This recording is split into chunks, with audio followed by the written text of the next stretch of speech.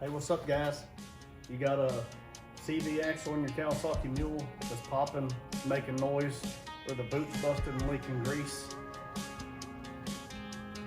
I do. Let's put a new one in. Stick around. 17 millimeter.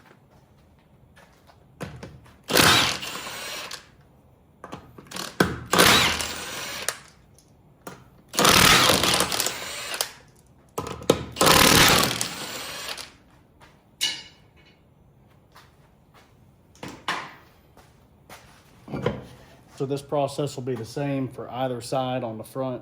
This is a 2021 Kawasaki Mule. So let's get some tools, get to taking it apart. A pair of side cutters are gonna be your best friend for some of these cotter pins. Let's just cut it.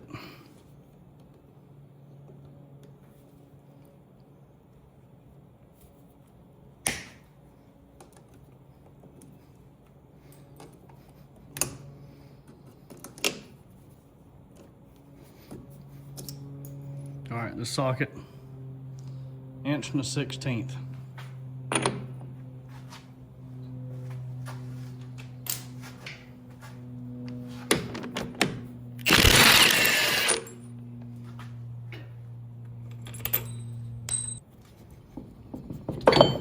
So if this brake drum gets stuck, hit it with a hammer on the sides a few times. Sometimes I will get a flathead and I will stick it in this gap and twist while I'm hitting it with a hammer, and then the whole thing will come off. Just got to be patient with it. 14 millimeter.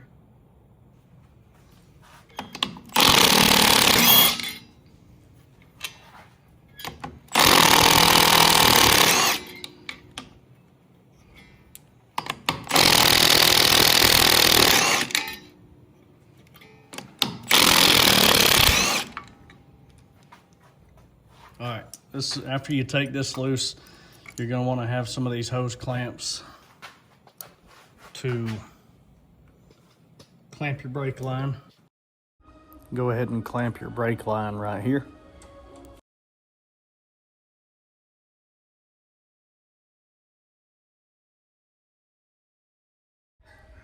I'm going to use a 10 millimeter wrench right here. Take off this brake line right on the hub. That's going to be the best access. Before you take the hub completely off, break this line loose. That way it doesn't want to move on you.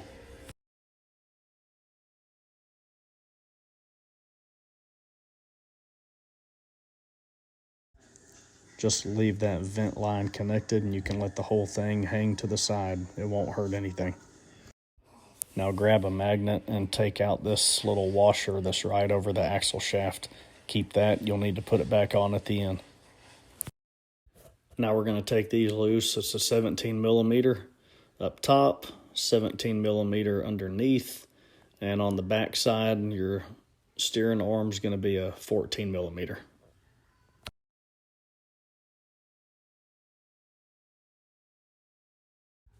These three should have a nut and a washer, so keep those together. Remove this cotter pin.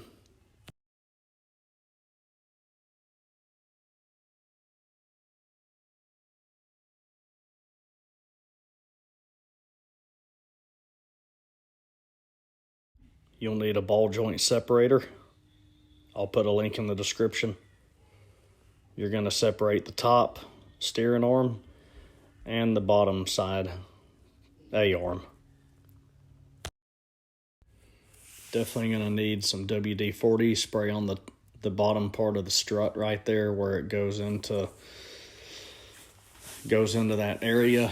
Tap it down, and then what I end up doing is grabbing the strut and pulling pressure down on that piece in my right hand, twisting the whole piece back and forth, and it just comes right off.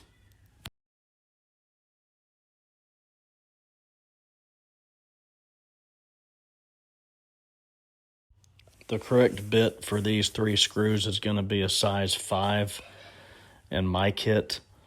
see what size Allen head works for you, and you're just going to take out 3 that are holding it to that the chunk right there.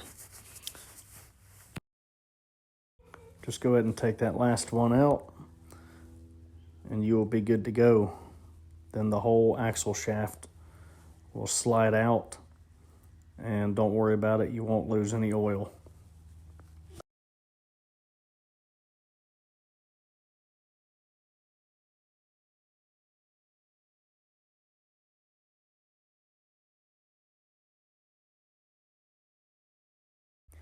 What you want to keep in mind is you have a snap ring on the end. You will reuse that little plate.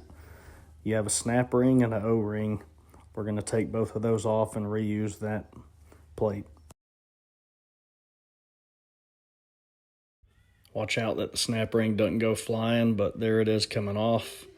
And then just keep that O-ring, and this piece comes right off, and the old axle shaft is trash.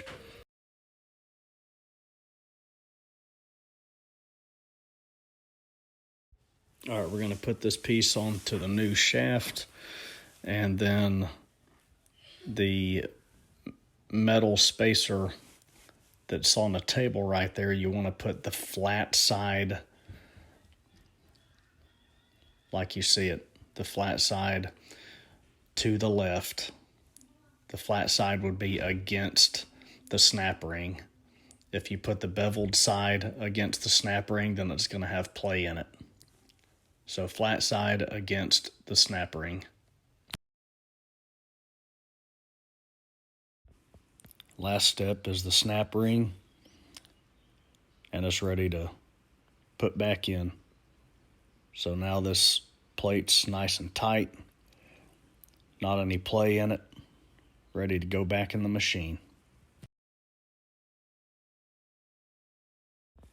Go ahead and take this O-ring off that plate, put it in the differential, and you can use just a dab of grease to keep it in there if it won't stay. Axle shaft should just slide right back in with minimal resistance. Line those 3 holes up and we'll get it bolted in.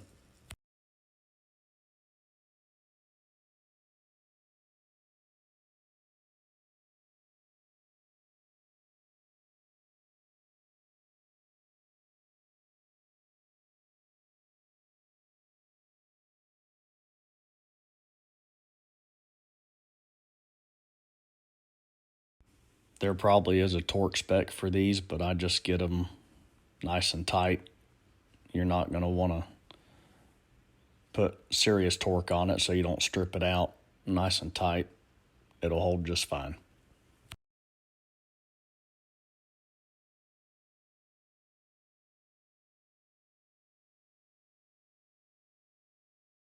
Put the knuckle back on the axle shaft and get the bottom ball joint set where it goes.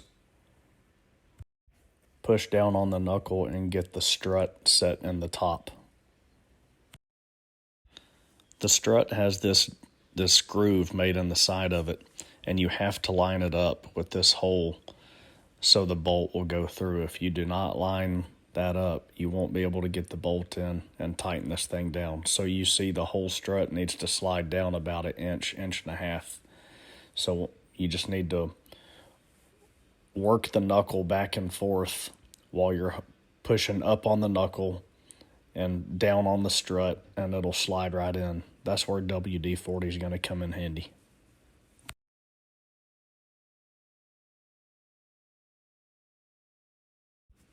And just keep working with it a little bit with some lube. It goes right in place. And just make sure you have that groove lined up with that hole.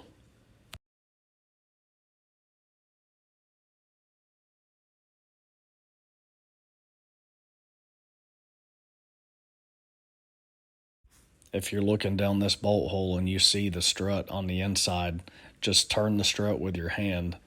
It's not too hard to do, and it'll be able to line right up for you.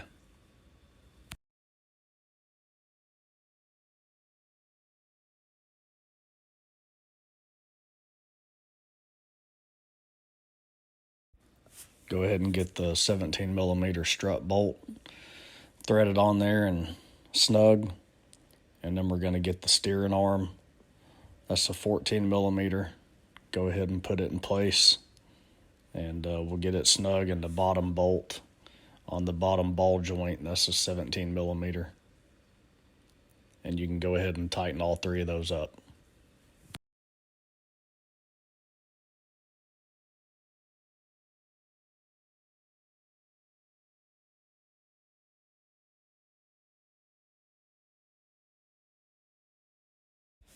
Now don't forget this washer. Go ahead and place it back inside the knuckle over that axle shaft.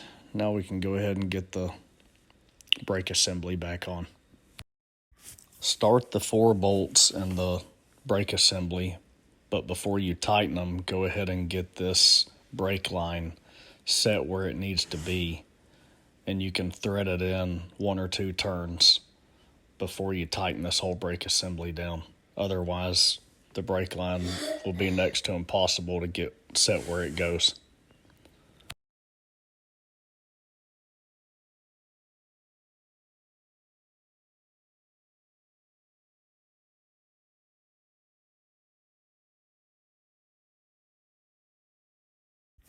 Now we're good to go ahead and tighten this brake line up.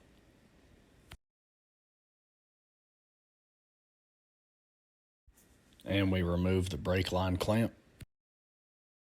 Now we're going to tighten up the knuckle bolt and the strut bolt and the steering arm bolt.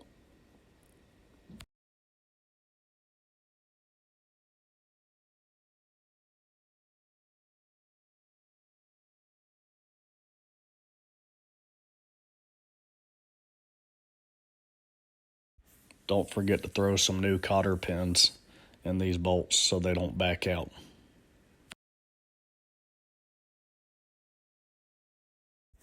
Always double check your work, make sure all your bolts are tight right here.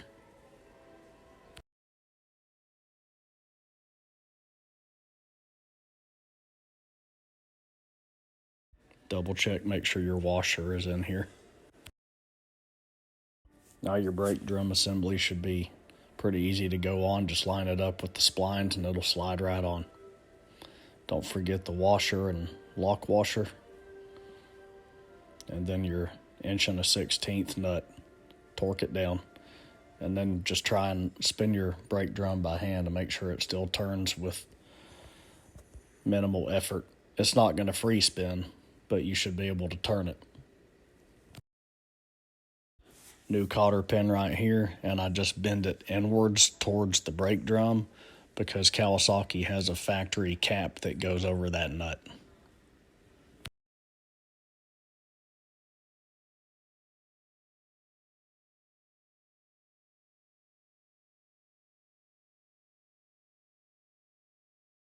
Now just slap the tire back on there, torque down the 17 millimeter nuts. You're ready to ride.